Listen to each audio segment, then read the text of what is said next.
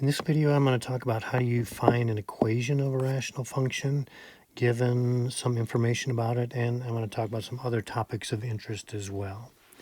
So let me start by working a problem, trying to graph this one, which is going to pose kind of an interesting scenario. This sometimes bothers people. So see if we can get some understanding about the fact that you can cross a horizontal asymptote, but you cannot cross a vertical asymptote. So let's start by looking for horizontal asymptotes. So if you remember, we look at the highest power of x and its coefficient in the numerator and denominator. So that means this is going to act like 2x squared over x squared, which is going to be 2. So this is going to have a horizontal asymptote at y equals 2. So I'm going to put that in. I'm going to factor the denominator in our search for vertical asymptotes, and that's going to factor into x minus 3 and x plus 1. So anything that makes the denominator 0 and doesn't cancel with a factor in the numerator will be a vertical asymptote. So we're going to have 2. We're going to have x equals 3 and x equals negative 1 are both going to be vertical asymptotes for this graph. So I'm going to put those in. And now the vertical asymptotes are going to divide our graph into 3 separate pieces. We have the right side of the rightmost vertical asymptote in between the 2 vertical asymptotes, and then a far left region. So I'm going to start by plugging in a point in that far right region. So I'm going to plug in 4 for x. When I do, and I can plug it into either version, either the non-factored form up here or the factored form, whichever is easier. I think I'm going to go with the factored form. So if I plug in 4 for x, 4 squared is 16 times 2 is 32. In the denominator, I'm going to get 4 minus 3 is 1, times 4 plus 1 is 5. And so that is going to be 32 fifths. And to graph that, it might be helpful to think of that as a mixed number. So that's going to be 6 and 2 fifths. So I'm going to plot that point, 4, and let's see, there's 1, 2, 3, 4, 5, 6. So somewhere in between there is going to be our point 4, 6 and 2 fifths. Now, we know that this is going to approach that horizontal asymptote to the right. We're going to do our analysis of what happens as this thing approaches 3 from the right. Again, we're just worried about the sign. We know it's going to go to infinity. If I plug in a number like, say, 3.1, the numerator is going to be a positive 2 times x squared is always going to be positive. If I put in 3.1 where the x minus 3 is, that's going to be a small positive. And so everything's going to be positive, so it's going to go to positive infinity. So there we have it. I'm going to plot a point in the middle region, and I think 0 is always a nice choice. When we plug in 0, we're going to get 0 in the numerator, so it doesn't matter what we get in the denominator, we're going to get 0, 0. Let's see what happens as we approach 3 from the left. So if we plug in something like 2.9, the numerator is always going to be positive. Now that first factor, x minus 3, is going to be negative, and a 2.9 plus 1 will be positive, so that's going to make this go to negative infinity.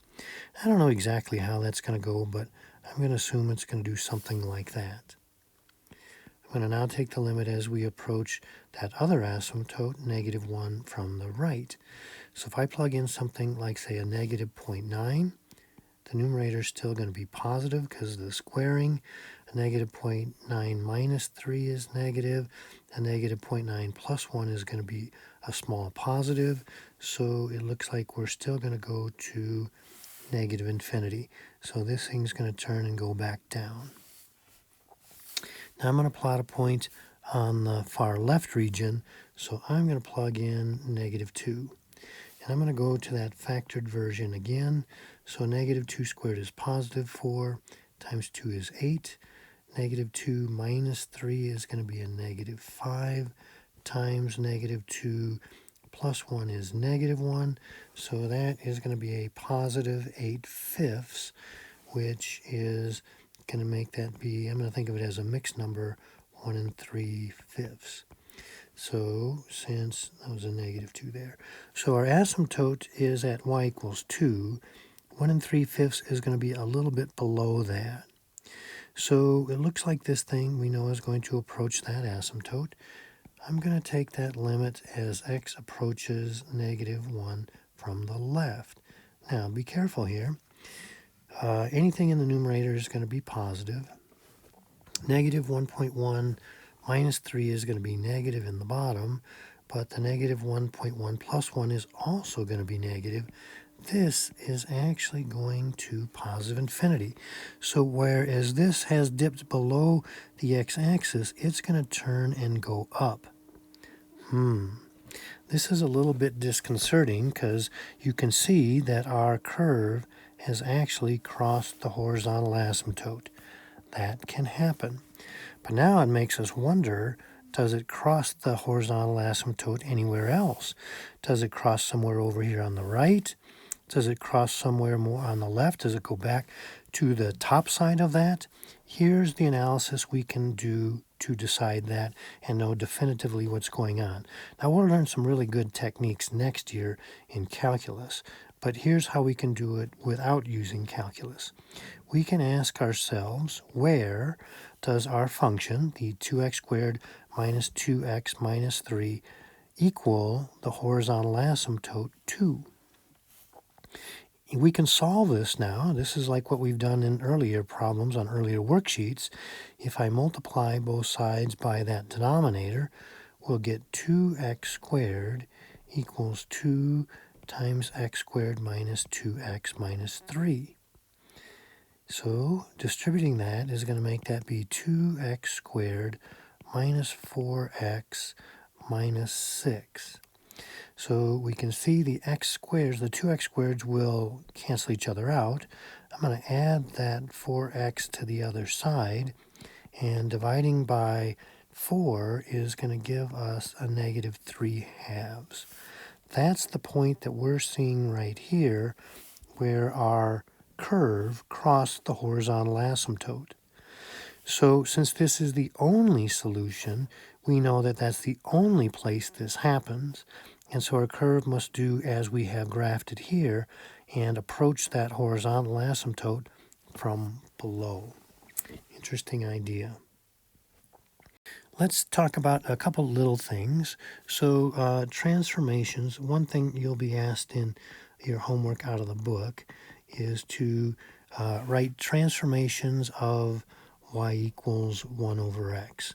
So using what we know about our what happens to graphs when you translate them, reflect them, and stretch and shrink them. So if we have something like y equals 1 over x minus 1, if we think of our f of x as being 1 over x, then what the x minus 1 does has translated that right 1. That is, we can think of this as being f of x minus 1.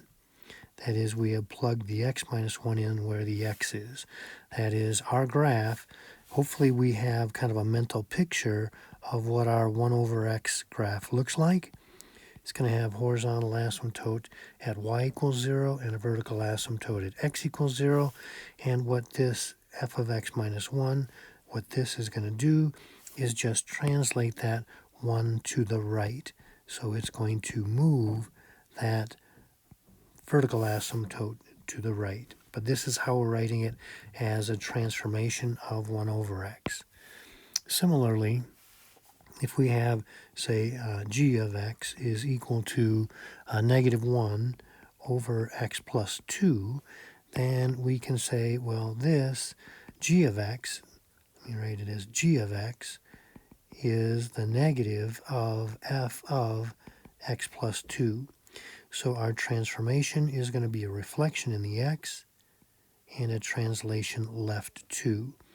So if we want to think of this in stages, if this is our parent function, y equals 1 over x, the negative is going to reflect it in the x-axis. So now it's going to live in quadrant 2 and quadrant 4. And then the x plus 2 is going to translate that left 2. So it's going to move that vertical asymptote to x equals negative 2.